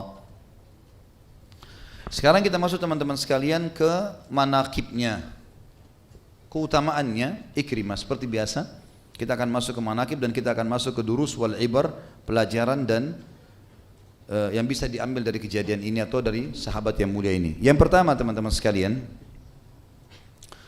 dia termasuk orang yang masuk Islam walaupun sebelumnya dia telah melakukan banyak perbuatan salah. Ini sebuah fadilah, tidak mengenal tentang kesalahan-kesalahannya. Dan kita lihat bagaimana mulianya Islam, karena Islam tidak mau lihat masa lalu seseorang, yang dilihat adalah sekarang ke depan. Berarti ini masuk Islamnya dia sendiri adalah sebuah fadilah. Dan Allah Subhanahu wa taala memang menyebutkan dalam banyak ayat, seperti misalnya dalam surah Al-An'am Surah nomor 6 ayat 125. A'udzu billahi minasyaitonir rajim. Faman yuridillahu an yahdiyahu yashrah sadrahu lil Islam. Wa man yurid an yudillahu yaj'al sadrahu dayyikan harajan ka'annama yas'adu fis sama'. Kadzalika yaj'alullahu rijza 'alal ladzina la yu'minun. Siapa yang Allah inginkan kebaikan untuknya, maka Allah akan lapangkan hatinya ke dalam Islam. Dan siapa yang Allah ingin menyesatkannya, maka Allah akan membuat dadanya sesak dan dia tidak bisa mendapatkan petunjuk, seakan-akan dia sedang didorong naik ke langit. Begitulah kehinaan akan menimpa orang-orang yang tidak beriman. Kemudian ayat yang lain, tentu kefadilah Islam ini ya. Dan Abu Jahal pun sebenarnya ayahnya mendapatkan dorongan ya, bukti Allah Subhanahu wa taala berikan kepada dia tanda-tanda untuk dia masuk Islam. Tapi dia menolak, tapi Ikrimah beda, dia menerima. Ini mirip dengan teman sekalian dengan kalau saya tanya, apa bedanya antara Adam alaihissalam dengan Iblis? Dua-dua makhluknya Allah kan? Iblis juga itu dulunya makhluk Allah, kata Ibnu Abbas, orang yang patuh kepada Allah. Apa bedanya antara Adam dengan Iblis? Adam alaihissalam berbuat dosa, tapi Adam apa? Taubat. Itu poinnya. Jadi Adam, kata Allah SWT dalam Al-Quran, a'udzubillahi minasyaitonir rajim, fa'asa Adamu rabbahu fagawa. Adam bermaksiat pada Tuhannya dan dia melampaui batas, dilarang. Kenapa langgar? Adam sudah lihat surga alaihissalam, Adam sudah lihat malaikat, gitu kan? Kita bukan menyalahkan Adam alaihissalam, tapi Adam berbuat salah, cuman dia bertaubat. Iblis waktu buat salah, tidak mau sujud, apa yang dia lakukan? Sombong, makin bangkang, gitu kan? Jangan berzina akhi, ukhti, enggak apa-apa. Loh, minimal kalau orang mau kerjakan, dia tahu kesalahan. Jangan bangkang, gitu kan? Dia tahu kesalahan, bukan kita memudahkan, tapi dia harus sadari masalah itu. Seperti ini bedanya Abu Jahal sama Ikrimah. Abu Jahal menolak kebenaran. Ikrimah dengan adanya petunjuk dari Allah, dia coba merangkul dan akhirnya dia masuk Islam dan dia tunjukkan kebenaran keislamannya. Sehingga dia bukan cuma sekedar jadi sahabat Nabi, dia mati syahid, gitu kan? Dia juga mati syahid. Dalam ayat lain surah Az-Zumar ayat 20, surah nomor 39 ayat 22, Allah juga menyebutkan tentang masalah Islam ini. A'udzu billahi minasyaitonir rajim. Afaman syarahallahu sadrahu lil islami fahuwa ala nurin min rabbi fawailun lil qasiyati qulubuhum min dzikrillah ulaika fi dhalalin mubin. Siapapun yang Allah lapangkan dadanya untuk masuk Islam, dia tangkap ya tanda-tanda dari Allah itu, kemudian dia rangkul, maka dia berada di atas cahaya Tuhannya. Dan kecelakaan bagi hati-hati yang keras dari zikrullah, diingatkan tetap tidak mau sampai meninggal, mereka dalam kesesatan yang nyata. Juga dalam surah Al-Imran, surah nomor 3 ayat 19, Allah berfirman, A'udzu billahi minasyaitonir rajim, innad dina indallahil Islam, wa ma ikhtalafa alladziina utul kitaba illa min ba'di ma ja'ahumul ilmu baghyan bainahum, wa may yakfur bi ayatillahi fa innallaha sari'ul hisab. Sesungguhnya agama yang diterima di sisi Allah hanya Al-Islam dan tidak berselisih ahli kitab, kecuali setelah maksudnya masuk Islam atau tidak ya, kecuali setelah datang kepada mereka kebenaran, dan itu semuanya karena baghyan bainahum. Dan ini sebab utama kesesatan teman-teman, bagi cemburuan yang salah, cemburu lihat saudaranya berkembang, saudaranya maju, itu karena gara itu bagi, maka itu menyebabkan mereka ahli kitab tidak mau beriman. Dan siapa yang kufur kepada ayat-ayat Allah, maka Allah sangat cepat hisabnya. Dan yang terakhir Al-Imran surah 3 ayat 85, A'udzu billahi minasyaitonir rajim, wa may yabtaghi ghairal islami dinan falan yuqbala min wa huwa fil akhirati minal khasirin. Siapa yang coba-coba milih selain Islam sebagai agamanya, maka tidak akan diterima dari dan dia termasuk orang rugi di hari kiamat nanti. Jadi ini keutamaan yang pertama, masuk Islamnya Ikrimah dan bagaimana dia menangkap ya tanda-tanda dari Allah sehingga dia beriman. Dan ini sebuah karunia yang luar biasa. Jadi tidak ada kata-kata terlambat ya. Walaupun orang itu tadinya benci sekali sama Islam, kalau syahadat kita harus rangkul, nggak boleh kita tolak. Bukan urusan kita itu. Masalah kita menolak orang ini pernah benci Islam dan kita tolak. Ikrimah kurang apa kira-kira tadi? Ya? Bunuh sana, bunuh sini, peperangan, pembangkangan, ya, sampai akhirnya masuk Islam. Jadi nggak ada aibnya. Kemudian yang kedua teman-teman sekalian, Ikrimah setelah masuk Islam disebutkan keutamaan dia adalah dia ikut menghancurkan semua berhala-berhala. semua berhala-berhala yang tersisa di Mekah, di rumah-rumah masyarakat, dia yang masuk ke rumah-rumah mereka dan dia yang menghancurkan ini. Dan dia yang menghancurkan. Ini ada sebabnya teman-teman. Karena ternyata Ikrimah dulu ya, termasuk orang yang mendukung sekali berhala. Ikrimah termasuk orang yang sangat mendukung berhala dan menyebarkan berhala di Mekah. Maka dia sekarang menunjukkan keseriusannya.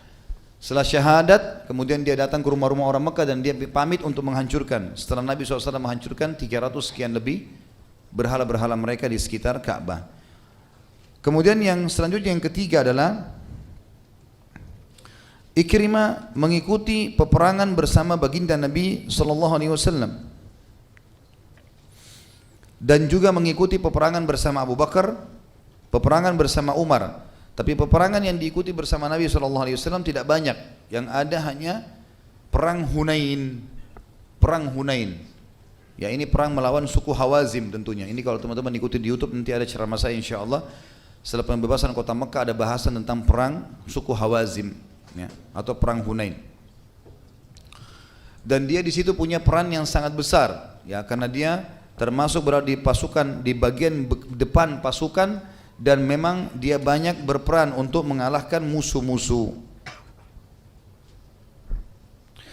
Kemudian selanjutnya yang keempat adalah Nabi SAW setelah melihat keseriusannya dalam Islam, maka pernah menugaskan Ikrimah di musim haji, terutama di Haji Wada, untuk mengumpulkan zakat dan dia menyempurnakan tugasnya.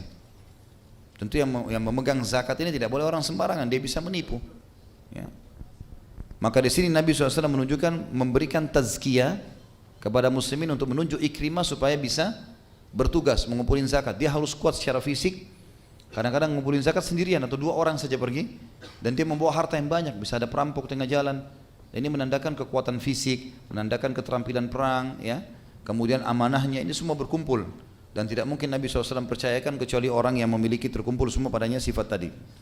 Yang kelima, Allah Subhanahu Wa Taala menutup hidupnya dengan mati syahid di Yarmuk dan itu disebabkan karena niatnya yang tulus dan dia berkata sebelum menghembuskan nafas terakhirnya, "Hadza ma fatani qabla al-Islam wa su'u fi'l abi lil Islam." Ini saya lakukan semua karena Allah dan apapun yang telah luput dariku dari keislaman. Bertahun-tahun aku enggak masuk Islam, aku bahkan merangi Islam dan dari buruknya perilaku ayahku, ya, terhadap Islam. Dan dia mau mengharumkan kembali namanya dia, mengembalikan lagi citranya dan menunjukkan kalau dia bukan seperti ayahnya yang dibenci oleh Allah dan Rasulnya. Yang keenam, dia betul-betul, ya, jujur dalam taubatnya. Dan ini sebuah fadilah. Orang tidak boleh taubat setengah-setengah, hanya sekedar mau dibilangi oleh orang lain bertaubat. Tapi Ikrimah memberikan pelajaran kepada kita. Betul-betul dia terbukti selalu kalau bersumpah, diantaranya dia mengatakan, tidak demi Tuhanku yang telah menyelamatkan aku dari kematian di perang Badr. Sambil megang Al-Quran dia menangis dan sambil berkata, kalamu Rabbi, perkataan Tuhanku. Dan kemudian dia mengatakan, saya menyesal terhadap apa yang terjadi sebelum Islam. Kemudian dia menangis terisak-isak. Dan ini sebuah fadilah, ketulusan dalam bertaubat. Yang terakhir teman-teman sekalian, kita tutup dengan ad-durus wal ibar. Pelajaran apa yang bisa kita ambil dari kejadian sahabat yang mulia ini? Yang pertama, indahnya Islam, dan ini tidak pernah kita lupakan dan selalu kita ulang-ulangi teman-teman sekalian. Indahnya Islam, karena Islam hanya akan melihat keadaan orang hari ini ke depan, tidak melihat masa lalu seseorang. Walaupun dia musuh Islam, tapi setelah dia masuk Islam maka terlupakan semua kesalahan-kesalahannya. Yang kedua, hidayah itu harus dikejar dan dicari, bukan ditunggu datang. Dan setiap orang teman-teman sekalian yang bergerak, dia yang akan menghasilkan. Kalimat ini penting. Setiap orang yang bergerak, dia yang akan menghasilkan. Orang yang tidak bergerak teman-teman sekalian tidak akan ada hasil karyanya. Mengkhayal kalau cuma duduk, kemudian mengatakan nanti kalau ada kesempatan, nggak bisa. Bergerak, tunjukkan sesuatu. Lakukan walaupun belum maksimal. Nanti masalah dia berkembang, itu urusan nanti. Yang penting sekarang ke depan ada sesuatu yang kita kerjakan. Dan orang yang menunggu tidak akan mendapatkan apa-apa. Dan kita lihat di sini banyak sekali contoh hadis-hadis Nabi SAW riwayat Bukhari Muslim, bagaimana pernah waktu Nabi SAW menyuruh sahabat sedekah, sedekah, sedekah, gitu kan? Ada sahabat-sahabat yang miskin datang dari luar Madinah, bajunya cuma satu lembar kain, jadi kalau terhempas dengan angin kelihatan. Muka mereka hitam kemerah-merahan karena susahnya hidupnya, miskin. Nabi SAW naik mimbar lalu memotivasi sahabat untuk supaya bersedekah, bersedekah, bersedekah, bersedekah. Sahabat berlumba-lumba nih, sahabat berlumba-lumba bersedekah, gitu kan? Sampai maksudnya di sini Nabi SAW motivasi agar sahabat berlumba-lumba bersedekah. Ternyata teman-teman sekalian, pada saat Nabi SAW sudah mengatakan bersedekahlah dan selamatkan diri kalian dari api neraka walaupun dengan secuil kurma. Artinya kalau di rumah kalian ada satu kurma, cuma bisa disedekahkan secuil kuku kecil, nggak apa-apa, sedekahin. Selamatkan diri kalian itu. Kalau tidak punya, minimal dengan kalimat yang baik. Artinya sampaikan, doakan saudara kita yang miskin itu supaya mereka dikeluarkan dari masalahnya.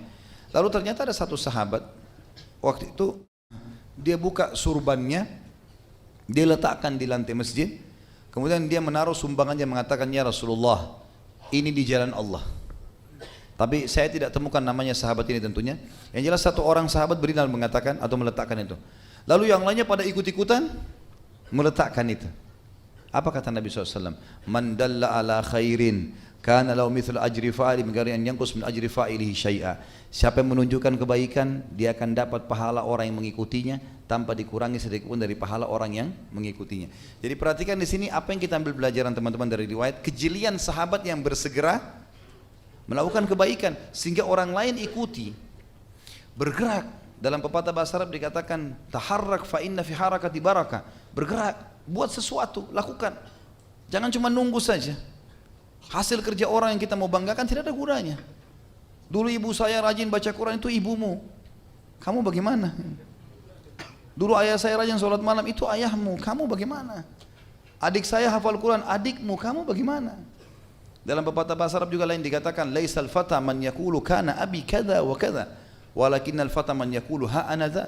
Bukan seorang anak muda yang cerdas yang mengatakan dulu ayahku begini dan begitu, tapi dia yang cerdas adalah yang mengatakan ini loh saya sekarang, ini hasil saya. Ingat sekali lagi, petunjuk, pahala didapatkan dengan bergerak, bekerja, bukan dengan malas-malasan. Ini poin penting. Dan itu yang Ikrimah lakukan. Setelah dia masuk Islam, dia tunjukkan itu, dia bergerak, dia ikut berjihad sampai terbunuh mati syahid. Yang ketiga, taubat adalah jalan pintas untuk menuju kepada keselamatan, dan dia membersihkan semua masalah yang lalu-lalu. Taubat ini teman-teman sekalian sebuah, kalau saya bahasakan, kapal yang akan menyelamatkan kita di lautan yang luas dan kita tidak punya pegangan yang lain. Itu taubat. Hanya dengan menyesali, ya, tinggalkan dosa, sesali, janji sama Allah tidak ulangi. Detik itu kita meninggal, maafkan sama Allah, masuk surga. Kenapa nggak mau taubat ini? Kalau ada orang mengatakan kan mudah taubat Ustaz, nanti aja kita taubat.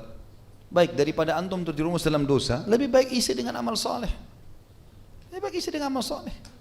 Daripada 3 jam bersihnya di hotel, lebih baik pakai 3 jam pengajian. Artinya lebih baik kepada ini, walaupun nanti dia terbuka pintu taubatnya. Karena orang yang 3 jam pada saat kita lagi zina di hotel itu, dia pakai 3 jam itu ibadah kepada Allah, dia lebih tinggi dari kita derajatnya, padahal kita bisa buat hal yang sama kan. Dan setiap kali mau berbuat dosa tanya begini, kalau saya tidak lakukan kenapa? Tanya diri sendiri. Diajak berzina, kalau saya tidak lakukan kenapa? Enggak apa-apa, mata kita enggak buta, tangan enggak putus, kaki enggak putus, enggak apa-apa, malah nyaman, gitu kan. Diajak oleh teman-teman ke diskotik, kita enggak pergi, kenapa kalau enggak pergi? Enggak ada apa-apa. Minum susu hangat, tidur cepat, bangun sholat tahajud, bagus. Iya kan? Nah iya, coba renungi deh. Artinya larikan kepada hal yang positif, gitu kan? Karena enggak ada waktu teman-teman. Ada waktu kita untuk bermain-main, tidak ada waktu, umur jalan terus. Sampai kapan kita mau? Kita mau hidup terus? Enggak mungkin. Lagi menuju ke akhirat dan rugi. Nanti di akhirat nyesal loh kalau kita setengah-setengah nih. Karena derajat yang tinggi bisa kita dapatkan hanya karena kita malas saja tidak dapat. Gitu kan? Sampai dalam sebuah hadis qudsi, Hadis sahih riwayat Bukhari Muslim, Nabi SAW bersabda, Allah berfirman, Allah akan berbicara, Nabi SAW mengatakan Allah berbicara dengan seorang penghuni neraka yang paling rendah siksaannya. Artinya dianggap paling rendah ini berat sekali. Karena ada hadis lain yang berbunyi juga bahwasanya orang, hadis sahih riwayat Muslim, hadis riwayat Bukhari Muslim, orang yang paling rendah azabnya adalah Abu Talib, karena diberikan 2 sendal dari api neraka yang membuat otaknya mendidih. Tapi hadis ini menjelaskan kepada kita, Allah bicara dengan orang yang paling rendah siksaan di neraka lalu berkata padanya, kalau seandainya sekarang ini kau punya dunia dan seluruh isinya, dunia dan seluruh isinya, semua kau milikin, seluruh negeri ini, seluruh benua punya dia, semua hewan-hewan punya dia, semua pohon-pohon punya dia, udara, api, semua punya dia. Apa kau mau tebus siksaanmu di neraka dengan itu? Kata dia, iya ya Allah. Kalau saya punya semua saya bayar, yang penting saya selamat dari neraka. Kata Allah, saya dulu minta sama kau waktu di dunia lebih rendah daripada itu. Tidak menyekutukanku, tidak sembah selain aku, patuh padaku, hanya itu. Tapi kau tolak dan kau tetap memilih untuk kufur. Gitu. Jadi sebenarnya Allah minta sesuatu yang sederhana loh ya. Hanya patuh, itu saja. Nikmati yang halal, tinggalkan yang haram. Kenapa tidak dilakukan? Padahal perbuatan ketaatan Allah suka, janjinya Allah besar, dibuat manusia suka. Jujur, amanah, tanggung jawab, segala macam ini disuka sama Allah, pahalanya besar, Allah juga buat manusia suka. Perbuatan maksiat Allah tidak suka, ancamannya berat, lalu kemudian juga Allah membuat manusia tidak suka. Yang keempat, keutamaan meminta maaf. Ini juga penting teman-teman sekalian. Makanya Nabi SAW tadi, dari 10 orang yang dijamin disuruh bunuh, maka ada yang tidak dibunuh karena mereka minta maaf. Saya sudah kasih contoh tadi, Nabi Adam alaihissalam Allah muliakan karena minta maaf dari kesalahannya, gitu kan? Nabi Yunus alaihissalam dimuliakan oleh Allah karena minta maaf dari kesalahannya, bertaubat, gitu kan? Kemudian kita lihat sahabat-sahabat diantaranya tokoh kita hari ini salah, dosa apa yang tertinggal Ikrimah belum lakukan, tapi minta maaf kepada Allah, minta maaf dengan Rasulullah SAW pada saat itu, lalu menunjukkan kebaikan, maka dapat. Ini fadilah besar sekali. Fadilah meminta maaf dan memaafkan ini adalah sebuah perintah dalam agama, dan Allah mengatakan dalam Al-Quran, a'udzubillahi minasyaitonir wal afina 'anil nas wallahu yuhibbul muhsinin, dan orang yang suka memaafkan orang lain, dan Allah suka dengan orang berbuat kebaikan, ya. Kemudian juga yang kelima adalah fadilah keseriusan orang yang mengerjakan kebaikan dalam Islam untuk menutupi kesalahannya yang lalu. Seperti misal, kalau kita dulu sering berinfak mentraktir teman-teman ke diskotik misalnya, atau berzina, ada orang begitu subhanallah, diajak teman-temannya pergi ke puncak, pergi kemana, ajak teman-teman main berzina, dia yang biayai. Baik, anggap itu masa jahiliyah, kita pernah lakukan dulu, masuk ke diskotik, bayarin teman-teman khamernya atau apa saja. Perhatikan pelajaran dari Ikrimah. Ikrimah mengatakan, pertama sudah syahadat ya Rasulullah, aku akan mengeluarkan setiap dirham dan dinar yang aku keluarkan untuk memusuhi anda dan Islam sebelum ini, sejumlah itu untuk membersihkan yang lalu. Sekarang kita bisa lakukan hal yang sama. Coba keluarkan, sedekahkan di jalan Allah, kira-kira senilai yang kita ingat untuk membersihkan yang lalu-lalu. Dan kata ulama ini termasuk kesempurnaan dalam taubat ya. Bukan cuma pengucapan lisan, tapi bagaimana memperbaiki perilaku. Dulu buruk, sekarang jadi baik. Dulu Ikrimah memerangi Islam, sekarang dia membela Islam dengan peperangan.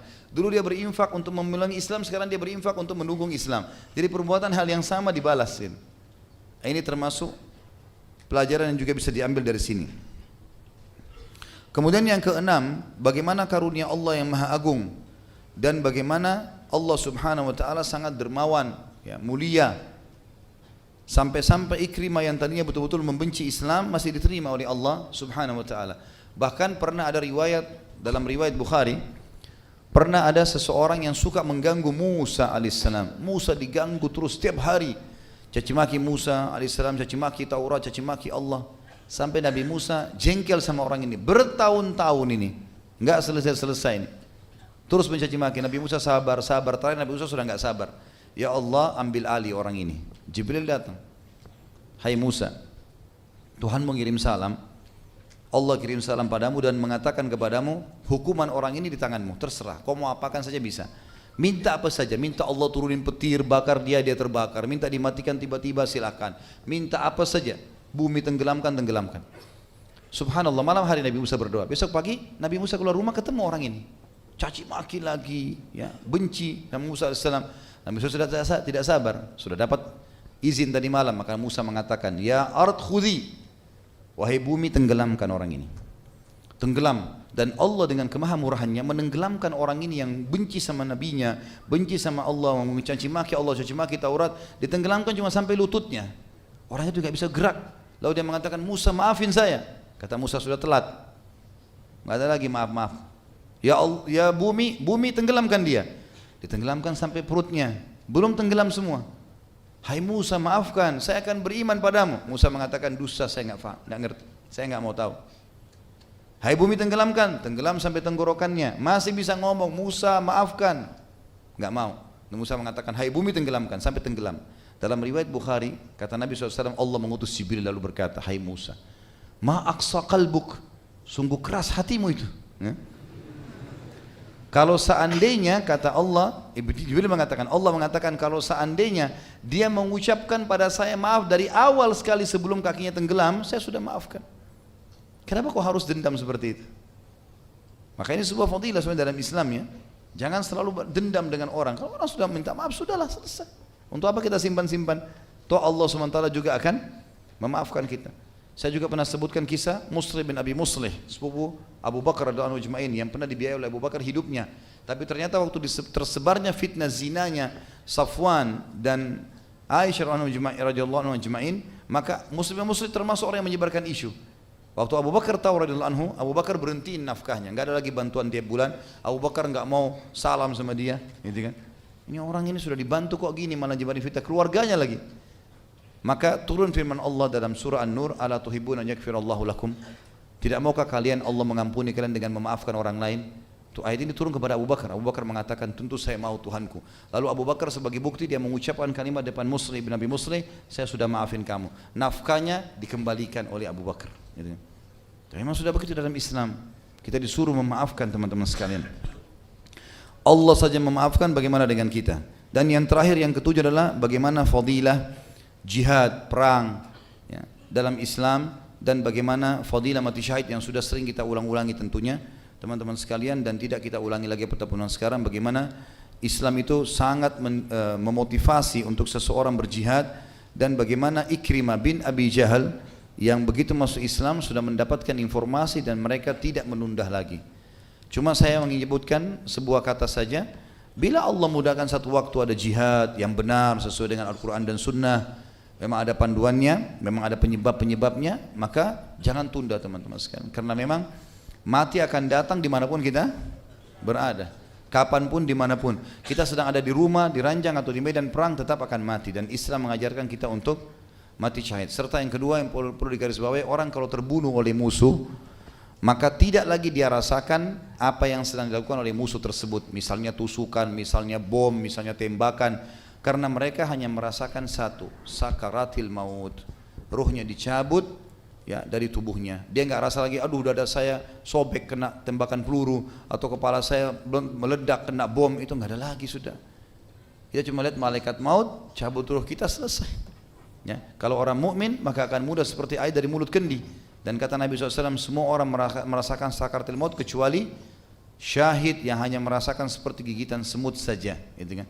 Sedikit sekali, kemudian baru dia mati. Belum lagi dia pada saat keluar ruhnya, maka akan dibawa, ditaruh dalam pelatuk burung yang berwarna hijau yang keliling-keliling di surga. Semua selain syahid ada di alam barzah di kuburan, tapi mereka ini sudah keliling-keliling di surga. Dan banyak sekali fadilah-fadilah yang sudah kita sebutkan pada pelajaran-pelajaran kita yang sebelumnya. Allahu a'lam. Mungkin itu saja, saling bersabar insyaallah dan berta'awun dalam kebaikan. Kita berdoa kepada Allah SWT, semoga majlis kita diberkahi olehnya dan dijadikan sebagai tambahan amal kita pada hari kiamat.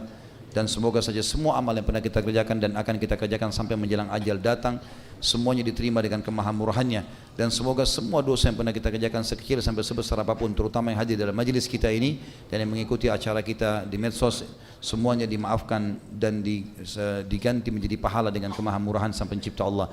Dan kita berdoa agar Indonesia diberikan ketentraman, kemakmuran, kedamaian, juga dijadikan muslimin agar bersatu di bawah ukhuwah Islamiyah, diangkat perselisihan di antara mereka, dan juga Allah Subhanahu wa taala mengirimkan kepada mereka pemimpin yang adil, yang muslim, yang kembali kepada Al-Qur'an dan Sunnah. Dan juga kita memohon kepada Allah Subhanahu wa taala agar kita semua disatukan di surga Firdausya tanpa hisab, sebagaimana disebutkan di majelis ilmu yang mulia ini. Subhanakallahumma bihamdika asyhadu an la ilaha illa anta astaghfiruka wa atubu ilaik. Wassalamualaikum warahmatullahi wabarakatuh.